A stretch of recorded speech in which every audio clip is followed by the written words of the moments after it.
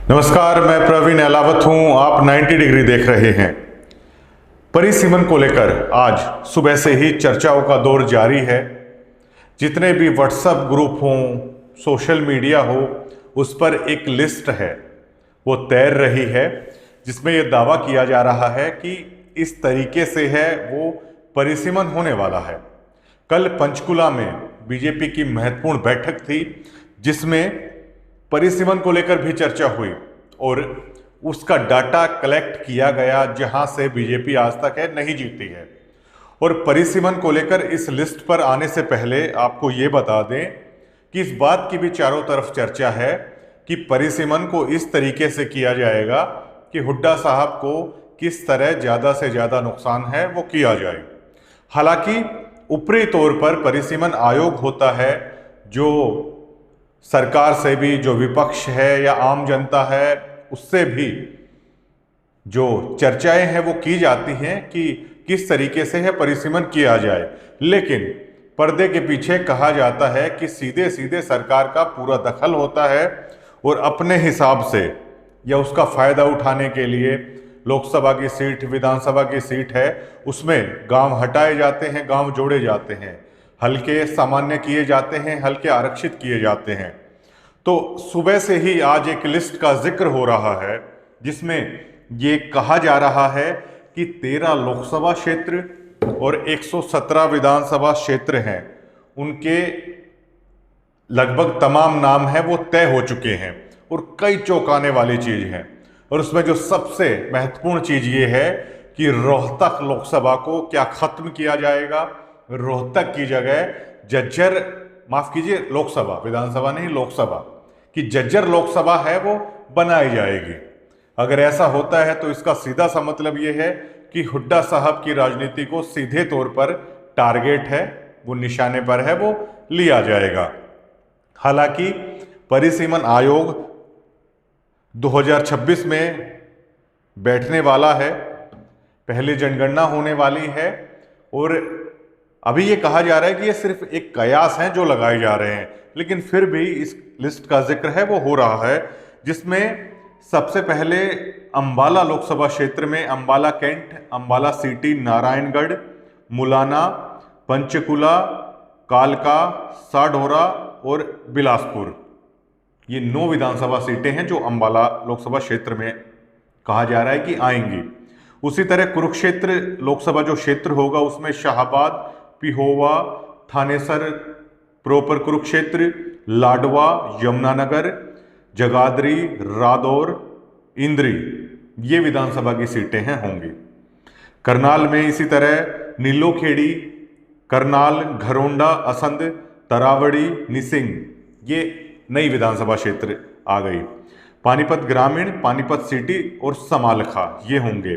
कैथल लोकसभा क्षेत्र में कैथल, गोलहा, कलायत, पुंडरी, राजौंद जो 2007 में जब परिसीमन आयोग बैठा था, जो 2009 के चुनाव हैं विधानसभा के उसके अनुसार हुए, उसमें राजौंद हल्का खत्म कर दिया था। अब कहा जा रहा है कि दोबारा से राजौंद है उसको हल्का बनाया जाएगा। नरवाना, उकलाना, बरवाला, टोहाना। सिरसा लोकसभा क्षेत्र में इसी तरह सिरसा, कालांवाली, डबवाली, गोरीवाला, नई विधानसभा सीट। रानिया, एलनाबाद, नाथुसरी, चोपटा, ये भी नई विधानसभा सीट। फतेहाबाद और रतिया, ये सिरसा लोकसभा में। हिसार लोकसभा में भट्टू मंडी, भट्टू कला, जहां से जो संपत सिंह हैं, एक वक्त पर उनका ये विधानसभा क्षेत्र होता था, लेकिन 2007 में इस हल्के को है वो खत्म कर दिया गया था। तो कहा जा रहा है कि दोबारा से है उसे बनाया जाएगा, विधानसभा क्षेत्र हल्का बनाया जाएगा। आदमपुर, अग्रोहा एक नई विधानसभा। हिसार और हिसार ग्रामीण एक नई विधानसभा। नलवा, बालसमंद, हांसी और नारनौद। उसी तरह जींद लोकसभा क्षेत्र में उचाना कला, जींद, सफीदो, जुलाना, जींद ग्रामीण नया, कंडेला नया, इसराना, मडलाडा मंडी, लाखन माजरा। जींद लोकसभा क्षेत्र में लाखन माजरा नया विधानसभा, मडलाडा मंडी, लाखन माजरा रोहतक से शामिल है, इसमें किया जाएगा। और मडलाडा मंडी पानीपत से। इसी तरह सोनीपत लोकसभा क्षेत्र, सोनीपत, गन्नौर, राय, खरखोदा, गोहाना, बड़ौदा, मुरथल, मुरथल नया विधानसभा क्षेत्र इस हल्का आ गया। बड़खालसा, बड़खालसा नया आ गया। बड़खालसा काफ़ी ऐतिहासिक गुरुद्वारा भी है बड़खालसा में, और आंदोलन भी वहाँ पर चला था। उसके पास में ही सिंघू बॉर्डर के पास में बड़खालसा जो गुरुद्वारा है, काफ़ी महत्व है उसका भी ऐतिहासिक। गढ़ी सांपला किलोई जो हुड्डा साहब की पारंपरिक सीट है, हुड्डा परिवार की, गढ़ी सांपला किलोई। और उसके बारे में तो ये कहा जा रहा है कि इसे रिजर्व किया जाएगा, इसे सोनीपत लोकसभा क्षेत्र में शामिल किया जाएगा। अब सुनिए आप, जज्जर लोकसभा क्षेत्र में रोहतक, कलानौर, कलानौर भी रोहतक जिले का हल्का, जज्जर, बेरी, बहादुरगढ़, बादली, माछरोली, ये जज्जर जिले के क्षेत्र, गुरुग्राम और फर्रुखनगर, इन्हें मिलाकर जज्जर लोकसभा क्षेत्र है, ये बनाया जाएगा। सारा जो परिसीमन है, जो सारी जो चर्चा हो रही है वो उसके इर्द गिर्द हो रही है कि रोहतक लोकसभा क्षेत्र को खत्म करके जज्जर लोकसभा क्षेत्र है वो बनाया जाएगा, और इसमें जो गढ़ी किलोई सांपला है उसको डाल दिया गया सोनीपत में, और गुरुग्राम और फर्रुखनगर को इसमें मिलाया गया। जाहिर तौर पर हुड्डा साहब को खासा नुकसान होगा, हुड्डा परिवार को। और इसे अगर रिजर्व कर दिया जाएगा, जज्जर को अगर बनाकर रिजर्व कर दिया जाएगा लोकसभा क्षेत्र को, तो आप सोचिए कि फिर दीपेंद्र हुड्डा किस लोकसभा में जाएंगे।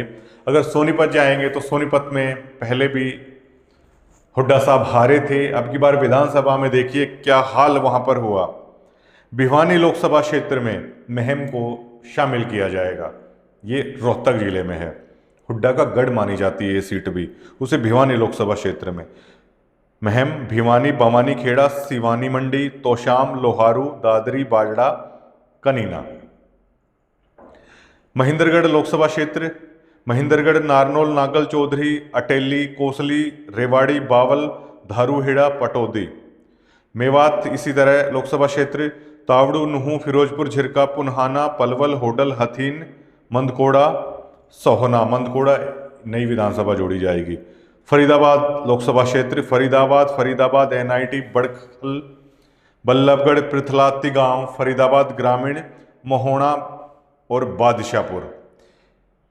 इन 13 लोकसभा सीटों का, और प्रत्येक लोकसभा सीट में 9 विधानसभा सीटें हैं वो ज्वाइंट की जा रही हैं, तो ये वो 117 विधानसभा सीटें और 13 लोकसभा, जिसका सुबह से ही हर किसी की जुबान पर है, इसके बारे में चर्चाएं चल रही हैं। हालांकि अभी ये सिर्फ एक चर्चा है, एक ऑफिशियल नहीं है, क्योंकि परिसीमन आयोग आएगा, उससे पहले जनगणना होगी, 2026 में आयोग बैठेगा, अपनी रिपोर्ट पेश करेगा, और जो अंतिम तस्वीर है वो 2027-28 के मध्य में है, वो फाइनल जो तस्वीर है वो सामने आने लगेगी।